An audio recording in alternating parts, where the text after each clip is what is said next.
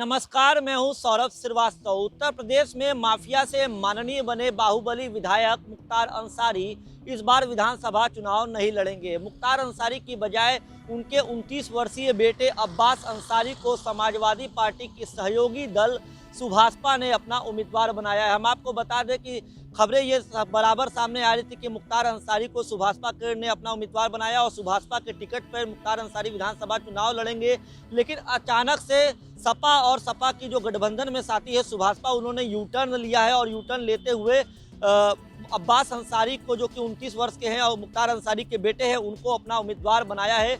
मऊ की सदर सीट से अब्बास अंसारी ने सोमवार को अपना नामांकन भी दाखिल कर दिया। हम आपको बता दें ये यू टर्न जो लिया गया, इसके पीछे की वजह यह मानी जा रही है कि माफियाओं की पार्टी वाला जो ब्रांड है और जो एक गुंडागर्दी का जो एक टैग लगता है, जो लगातार आरोप लगते हैं सपा पर कि वो माफियाओं को टिकट दे रही है, इससे बचने के लिए ऐसा फैसला लिया गया है। और अब सुभाषपा के टिकट पे मऊ की सदर सीट से अब्बास अंसारी ही उम्मीदवार है और उन्होंने अपना नामांकन भी दाखिल कर दिया। हम आपको बता दें, लगातार जो है सत्ताधारी बीजेपी जो है अखिलेश यादव पे ये आरोप लगा रही थी कि इस विधानसभा चुनाव में भी सपा अपने उसी पुरानी छवि के साथ मैदान में उतरी है और लगातार दागी और आपराधिक छवि के लोगों को अपना उम्मीदवार बना रही है। हालांकि इस पे सपा अध्यक्ष अखिलेश यादव ने भी पलटवार किया था और उन्होंने ट्वीट करते हुए कहा था कि उन्होंने बीजेपी ने अभी तक 99 अपराधियों को, आपराधिक छवि के नेताओं को टिकट दिया है, शतक से एक कदम दूर है। तो लगातार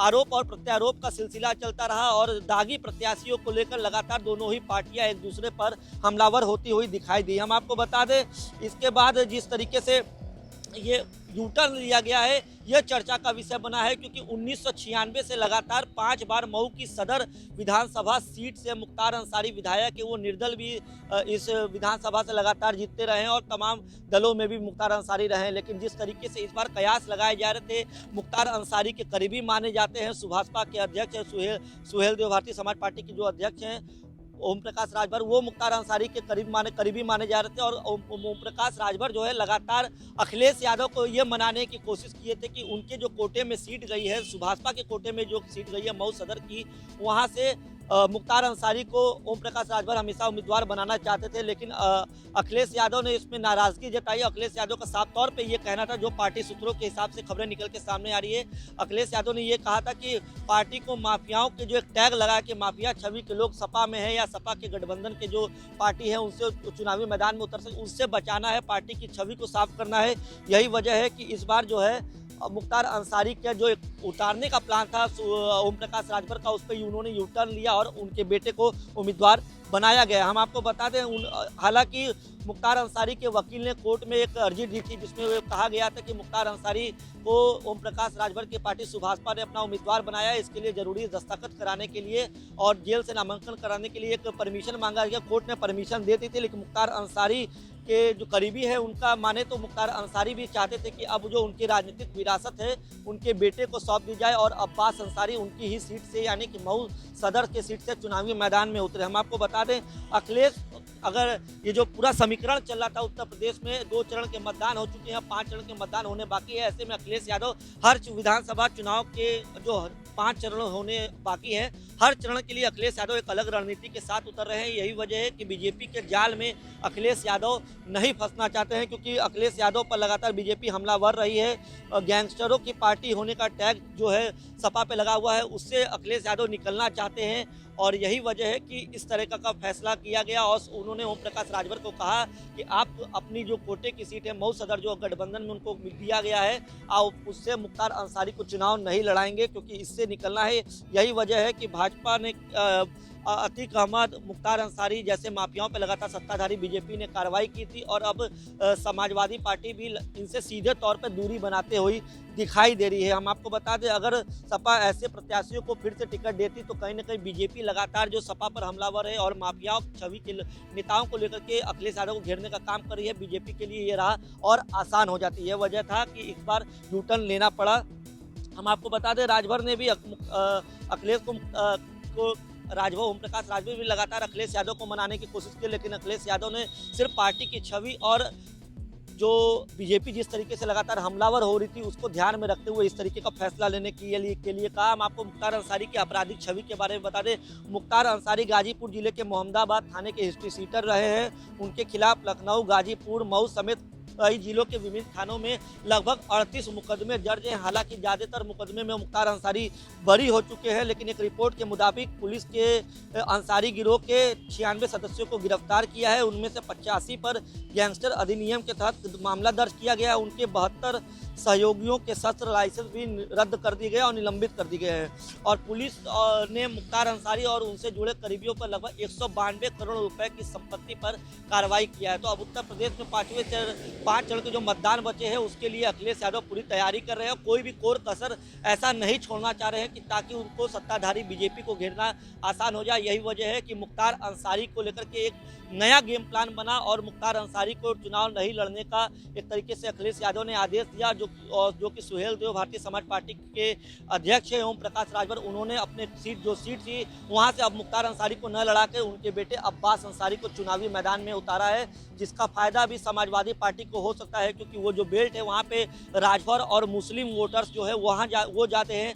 ऐसे में जो दागी छवि की बात होती थी तो वो उससे थोड़ा बहुत निजात मिल सकता है और सीधे तौर पे राजभर की पार्टी से अब्बास अंसारी उतरे तो राजभरों का वोट प्लस मुसलमानों का वोट भी मिल सकता है, जिससे वो मऊ के आसपास के जो इलाके हैं वहाँ पे समाजवादी पार्टी की राह जो है आसान होते हुए दिखाई दे रही है। 4.5 वर्ष पहले प्रदेश में कैसी सरकार थी, वह केवल भाई भतीजावाद और वंशवाद करती थी। तुष्टीकरण के नाम पर आपके हक पर डकैती डालने का कार्य करती थी। गुंडागिर्दी और दंगा प्रदेश की पहचान बन चुका था। नौजवानों की नौकरी को इनके द्वारा नीलाम कर दिया जाता था। गरीबों के पेट में जाने वाला निवाले पर ये लोग डकैती डालने का कार्य करते थे। लेकिन आज आप देख रहे होंगे, आज नौजवान सरकारी नौकरी पा रहा है। पुलिस की भर्ती भी हमने कहा 20% बालिकाएं भर्ती होनी चाहिए और 20% भर्ती 30,000 महिला पुलिस अधिकारी और महिला आरक्षक उत्तर प्रदेश के अंदर है, जो मिशन शक्ति के साथ जुड़ करके हर बालिका, हर बेटी और हर बहन को सुरक्षा की गारंटी दे रही है। मिशन शक्ति का एक कार्यक्रम गांव-गांव तक पहुंच रहा है। वहां पर महिला बूथ बना करके महिलाओं के कल्याण से जुड़ी हुई योजनाओं का लाभ गांव के अंदर दिलाने के लिए जागरूकता भी पैदा कर रही है। कन्या सुमंगला योजना क्या है, सामूहिक विवाह की योजना क्या है, निराश्रित महिला पेंशन की योजना क्या है, इन सभी योजनाओं का लाभ उपलब्ध कराने की कार्रवाई भी उनके द्वारा न केवल सुरक्षा का बल्कि सम्मान और स्वावलंबन के साथ कैसे जीवन आगे बढ़ाया जाता है, यह कार्य भी किया। लेकिन साथ साथ प्रदेश के नौजवानों को नौकरी उनकी योग्यता और क्षमता के अनुसार 4.5 लाख नौजवानों को प्रदेश के अंदर नौकरी मिली है।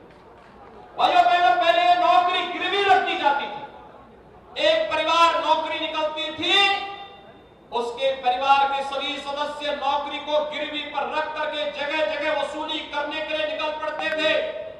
आज कोई नौकरी को नीलाम करने का प्रयास करेगा तो नौकरी तो नहीं नीलाम कर पाएगा, अपने घर को जरूर नीलाम करवा देगा।